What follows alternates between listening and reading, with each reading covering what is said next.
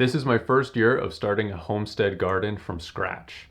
If you're new to this channel, my name is Forrest Stevens and I just recently bought this property and plan on turning it into a self-sufficient garden. And spring is quickly approaching, which just means that I gotta start seeds, and I've been starting tons of them, but I've noticed that all the local hardware stores, the garden centers, they're starting to kind of run out of seed starting materials and a lot of garden tools actually. I think obviously with the current world situation, I think a lot of people are becoming aware of how important it is to have a direct connection to your food source. I've had to learn a few different techniques and I'm going to share them with you right now. I actually have 3 different techniques of starting seeds that actually costs you nothing. You can just use things that are lying around your house, and you can actually go out and still buy some of these things because they're not a product that is directly affected from the surplus of new gardeners. The first thing you can use to hold soil instead of pots or trays is recycling. You can go through your recycling, you can find yogurt containers, margarine containers, ice cream containers, just anything that's a sort of container, you know, even a juice carton, a milk carton.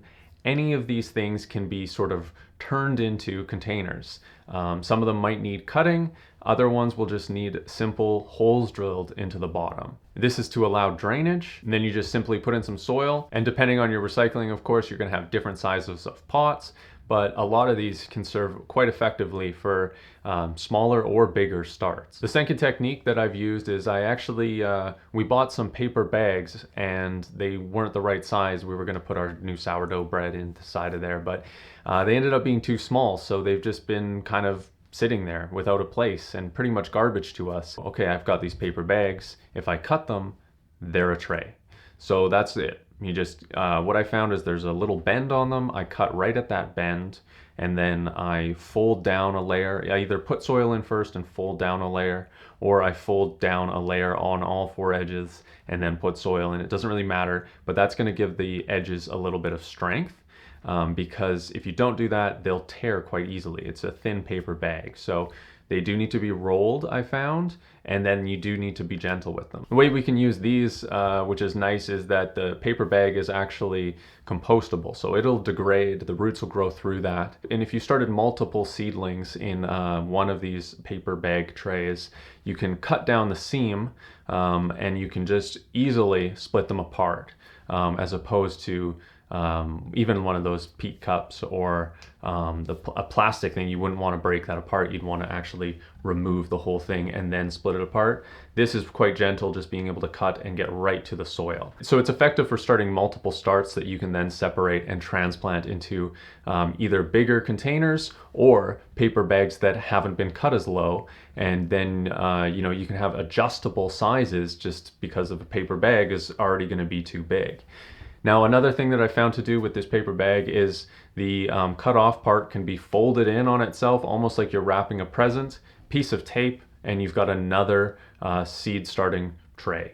Obviously, they're not the greatest things. I mean, peat pots aren't even the greatest things either. A lot of people complain about mold because the whole thing gets wet.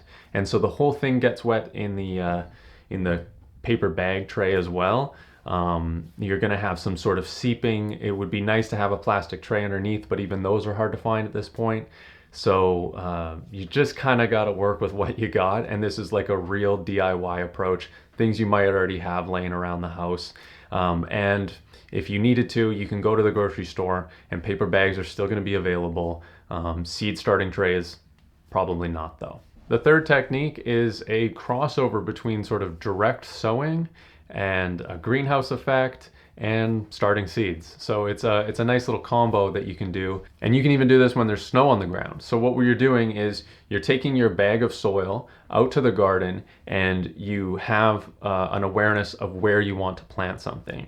Now you can take some soil and you just put that down on top of the snow or on top of your garden bed, and you space out your seeds and you cover them up and you do everything you're supposed to those specific seeds. And then you're gonna want to create the greenhouse effect. So the material you use for that is clear plastic. Now, what do you have in your recycling that's clear plastic? So this winter we were super limited on the amount of greens we can have, but I eat smoothies all the time. So we ended up buying a lot of these containers of, they're clear plastic bins full of spinach, and I use that for my smoothies. So that's what I'm using here primarily. There's also some other clear things, like if you buy a store-made rotisserie chicken, that'll be a clear thing that you can use for a greenhouse. Pretty much anything that you can think of that's going to just provide a protective layer and create the greenhouse effect for those seeds to germinate. Now those seeds are exposed to the elements, so a lot of them, I mean the germination rate that you think you'll get on those seeds, I would just cut that in about half, because a lot of them will die from mold or sprouting prematurely and getting killed by frosts. You're still gonna have cold weather if you do this technique, because I'm talking about starting them like right now. And so this is sort of a less desirable technique for sure, but it is effective and it will work. And all you're gonna need to do is sow your seeds, put the plastic container on top, weigh that container down so it doesn't get blown away from the wind, and you come back and you check on them, and you'll see that you'll get some sprouts and you'll get some successful plants out of there, because these seeds pretty much know when to germinate themselves. They've been doing this in nature for a really long time, and as long as you're kind of sprouting some more cold hardy early spring veggies, you'll have a good chance of having a successful garden with this technique. And so that's what I'm doing. Those are the 3 techniques that I've learned and that I think will be quite successful for me. And really, I just don't have much of another choice because of availability issues. And I'm sure a lot of you are in the same boat I am. So let's all have a successful garden this year. Let's all provide some food and some nourishment for ourselves and the world around us. And if you guys are interested in following the journey of us building out this homestead, becoming sustainable, do so on this channel by hitting subscribe. Support the channel on Patreon. That makes a huge difference. I mean, all the money we're making from this right now is going back into the homestead. We need to figure out rain collection. We need to figure out just soil amendments, everything. We're starting really basic here, guys. So thank you for your support. Really, you're making it happen. I appreciate you so much, and hope this was helpful. And check out some other videos. There'll be a playlist popping up of other helpful garden tips and homesteading how-tos and whatnot.